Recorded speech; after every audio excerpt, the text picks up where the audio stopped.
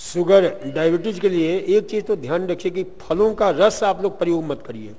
कोई भी शरबत या कोई भी जूस, शरबत जैसे नींबू का भी शरबत पिएंगे तो शुगर बढ़ जाएगी एकदम से। कोई भी शरबत पिएंगे या जूस पिएंगे तो ब्लड में एकदम जाके घुल जाता है। यदि कोई चीज, अब मान लीजिए आप जो है कोई भी सेव का जूस पीते हैं तो शुगर बढ़ेगी तुरंत, और सेव खाते हैं तो तुरंत नहीं बढ़ेगी। ये इसमें अंतर हुआ। क्यों?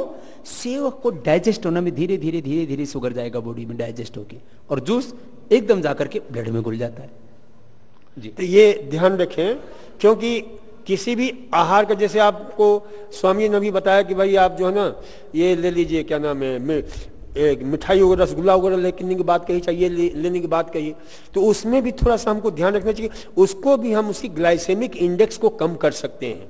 कैसे कम कर सकते हैं? तो ऐसी चीजों में, जैसे चावल है, चावल में हमने कहा कि बासमती चावल का ग्लाइसेमिक इंडेक्स 110 होता है, लेकिन वही जब आप ये चावल खाते हो, आप मोटा चावल खाते हो तो उसका सीधे 55 हो जाता है। तो 55 वाला जो मोटा चावल है वो शुगर की मात्रा को कम धीरे धीरे बढ़ाएगा, क्योंकि वही फाइबर जो है ना आपके शरीर में ग्लूकोज की मात्रा को धीरे धीरे रिलीज करता है और वो बढ़ने नहीं देता है। तो इसलिए इसे ध्यान में रखें कि कोई भी चीज ऐसी खा रहे हैं, चावल भी खा रहे हैं, पोलिश्ड चावल भी अच्छा नहीं होता है। ये पूरे आंध्र प्रदेश में रिसर्च किया गया।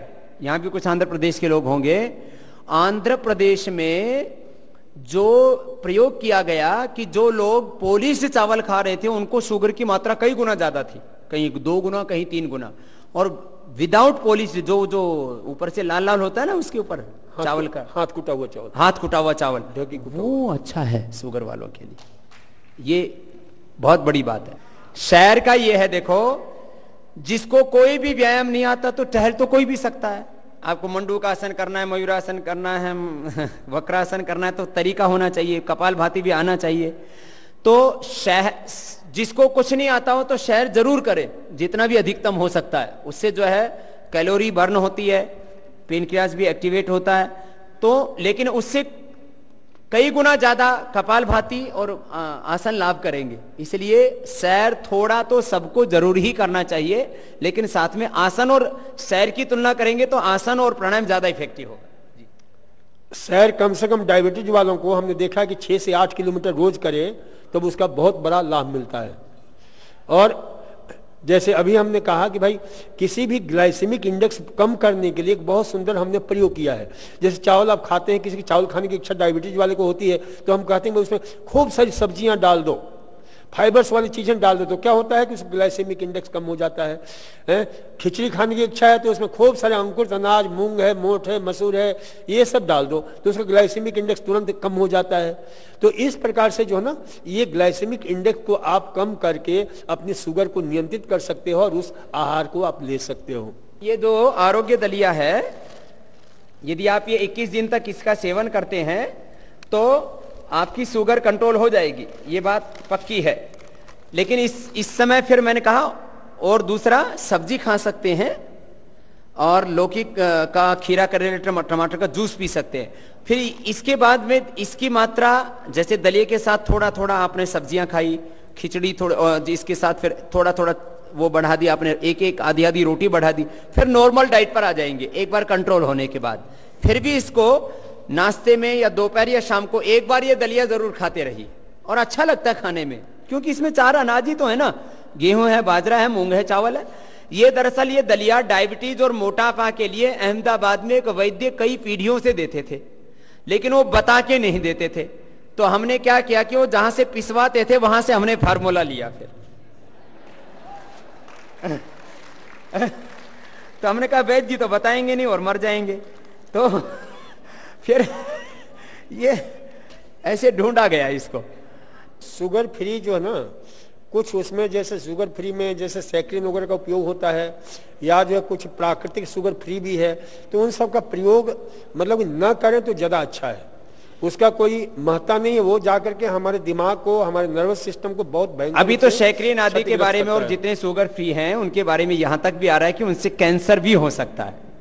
इसलिए शुगर फ्री बहुत अच्छी चीजें नहीं है। डायबिटीज के लिए 2 प्राकृतिक चिकित्सा, 2 प्रकार की, ज्यादा बहुत सारी चिकित्साएं हैं। 2 चिकित्सा, एक तो जो है देखिए शुगर में, डायबिटीज में हमारा पैंक्रियास और लीवर, ये दोनों अंग बड़े इन्वॉल्व होते हैं। तो इसलिए इसमें गर्म ठंडा कंप्रेस, जैसे यहाँ गर्म किया, इधर पैंक्रियास से ठंडा किया, फिर यहाँ ठंडा किया, यहाँ गर्म किया, फिर यहाँ गर्म किया, ठंडा किया। ये अल्टरनेटिव करने से क्या होता है, ये दोनों अंगों की सक्रियता बढ़ती है और बहुत उसमें लाभ मिलता है। दूसरा, डायबिटीज वाले रोगी के लिए सबसे बड़ा प्रॉब्लम होता है कि जो हृदय से दूर जो अंग हैं वहाँ पर ब्लड की सप्लाई अस्त व्यस्त हो जाती है। जैसे पैरों में खून का सप्लाई अच्छी तरह से नहीं होने से पैरों में घाव हो जाता है, गैंग्रीन हो सकता है, कुछ भी हो सकता है, न्यूराइटिस हो जाता है। तो इसलिए उसको सुव्यवस्थित करने के लिए रोज रात्रि को गर्म पानी में पैर रखिए 5-10 मिनट 15 मिनट, उससे बहुत लाभ देखा गया है कि पैर संबंधी जो तकलीफें होती हैं डायबिटीज वाले रोगी के लिए, उसमें बहुत लाभ मिलता है। और रखने के बाद में पैर को अच्छी तरह ठंडे पानी से पोंछ लेना चाहिए, धो लेना चाहिए। तो इससे जो है ना काफी आपको जो है लाभ मिलता है। रही जैसे बहन जी ने पूछा कि भाई कौन से फल खाना चाहिए, इस फल के विषय में जैसे मैंने कहा कि आप खा सकते हैं, आड़ू खा सकते हैं, आलू बुखारा खा सकते हैं, पपीता खा सकते हैं, जामुन खा सकते हैं, बहुत सारी फल हैं जिसका जो है आप ककड़ी खा सकते हैं, खीरा खा सकते हैं, टमाटर खा सकते हैं। ये सब एंटी डायबिटीज का काम करते हैं। टमाटर खाइए, टमाटर बहुत उपयोगी होता है डायबिटीज के लिए। टमाटर एक और चीज के लिए बहुत उपयोगी होता है।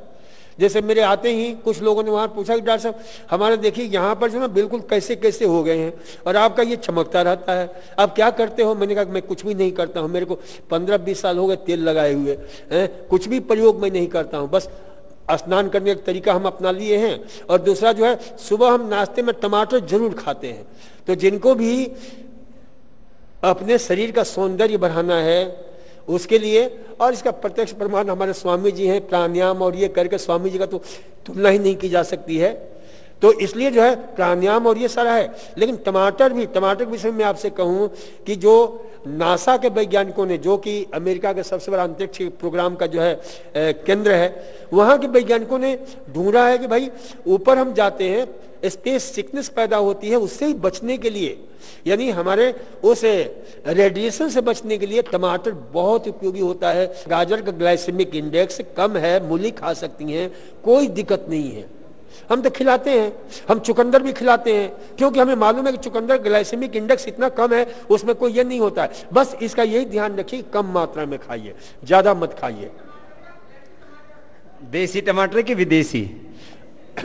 देखिए सबसे बढ़िया तो ऐसे देसी टमाटर होता है, लेकिन विदेशी टमाटर भी है। यदि लाल है खूब तो उसको प्रयोग, देखिए टमाटर में जो लाल रंग है ना उसको बोलते हैं लाइकोपिन और ल्यूटेन, जो आपकी आंखों के लिए बहुत उपयोगी होता है, आपकी त्वचा के लिए बहुत उपयोगी होता है।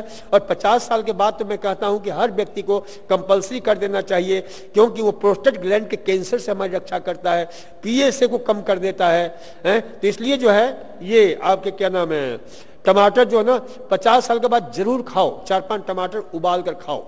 जिन रोगों को नहीं खाना है टमाटर वो भी बता दो डॉक्टर साहब, जैसे किडनी के रोगी हैं। देखिए किडनी के रोगी, यूरिक एसिड बढ़ा हुआ उन रोगियों को और अर्थराइटिस के रोगियों को टमाटर हम नहीं देते हैं। अर्थराइटिस के रोगी को बाद में हम शुरू कर देते हैं, लेकिन किडनी वाले रोगी को और यूरिक एसिड जिनके बढ़े हुए हैं उनको हम नहीं देते हैं। एक चीज हमेशा ध्यान रखिए, बहुत लोगों की ये भ्रांति धारणा है कि साहब जो है ना टमाटर खाने से पथरी बन जाती है, ये बहुत मतलब कि बार बार आता है।